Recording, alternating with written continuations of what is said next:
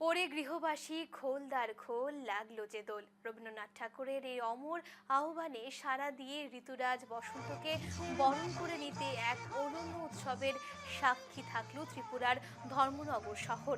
বসন্ত উৎসব উপলক্ষে ধর্মনগরের রাজপথে নেমেছিল ঘুঙুর ডান্স একাডেমির এক মনোরম ও বর্ণাঢ্য শোভাযাত্রা। সকাল থেকে শহরের বাতাসে ছিল উৎসবের আবহ।